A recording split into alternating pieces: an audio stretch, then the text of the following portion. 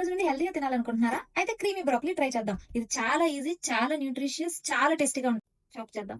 Broccoli is very high in fibre, minerals, vitamins and all. Actually normal వంట కన్నా హెల్తీగా తిందామనుకుంటే వండడం చాలా ఈజీ. ఎందుకంటే చాలా నూనెలో ఏపక్కర్లేదు, పాకాలు తీయక్కర్లేదు, బోల్డ్ అని మసాలాలు గుర్తుపెట్టుకోక్కర్లేదు. తొందరగా అయిపోద్ది, ఈజీగా అయిపోద్ది కూడా. బ్రోకలీని చాప్ చేసేసుకున్నాక పీసెస్ తీసి బాయిలింగ్ వాటర్‌లో ఏసి బ్రోకలీని బాయిల్ చేసేసుకుందాం. బ్రోకలీ బాయిల్ అయ్యేలోగా ఒక మిక్సీ జార్ తీసుకొని మిక్సీ జార్‌లో లో ఫ్యాట్ పన్నీర్‌ని స్లైసెస్ చేసి ఏసుకుందాం. నా దగ్గర ఆల్రెడీ గార్లిక్ కట్ చేసి చిన్న చాప్డ్ పీసెస్ ఉన్నాయి. అవి వేసేసుకుంటున్నా. గార్లిక్ కట్ చేసి ఏసేసుకోవచ్చు. నెక్స్ట్ కొంచెం పెరుగది, ఒరిగానో, కొంచెం చిల్లీ ఫ్లేక్స్, వీటితో పాటు కొంచెం వాటర్ వేసుకోవాలి. ఇప్పుడు దీన్ని మిక్సీ చేద్దాం. ఓకే, మిక్సీ చేద్దాం. స్మెల్ బాగుంది.